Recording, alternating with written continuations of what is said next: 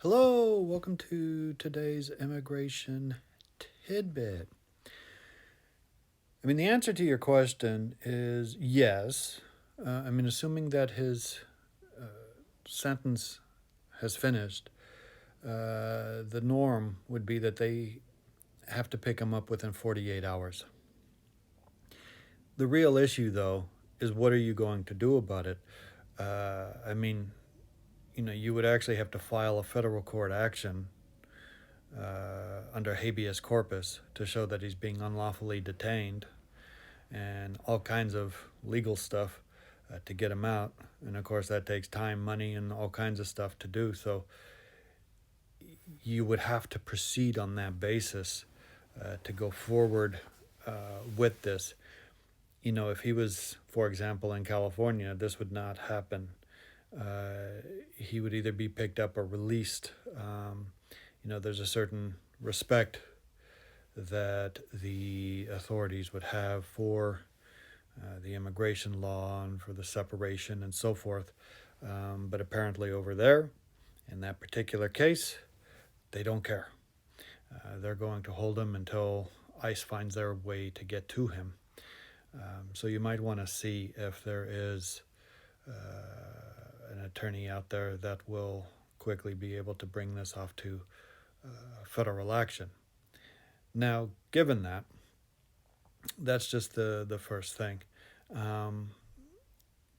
First of all, when you say that you paid a bail last week, I don't know who you paid the bail to, because there's criminal bail, there's immigration bail, and if it's immigration bail, then that means that he would be released from immigration to custody, but he's not even in immigration custody.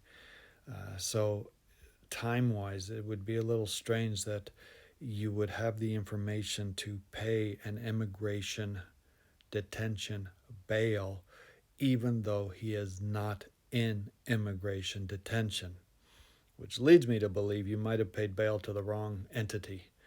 But looking past that, you have to try to see what he can do to try to win the removal proceedings. Okay, he's obviously going to be put in removal proceedings, assuming he doesn't already have a removal order. If he does, that's a problem. And that might also indicate why he's still in detention, because if he already has a removal order, they can simply remove him. They don't have to put him in front of a judge. So if I were looking at this case, I would see what relief he has available to him, what his history is, what his current immigration status is, what his grounds of relief are. Last thing he wants to do is sign a document that says, please deport me, because they're going to misrepresent things to him. They may come to him and say, well, you have no chance. You're going to be here for the 20 years. Look at everybody here. They've all been here for at least 10 years. Just sign here and everything will be fine. But what he's doing is he's just signing his please deport me paper without fighting. And then invariably what happens when he's deported is 5 minutes later he wishes he didn't do that, and he's going to try to get back, and it will be harder once he's outside the country. So have the attorney review his case, see what he qualifies for, and there's several different things that can go on here in which to help him. Okay?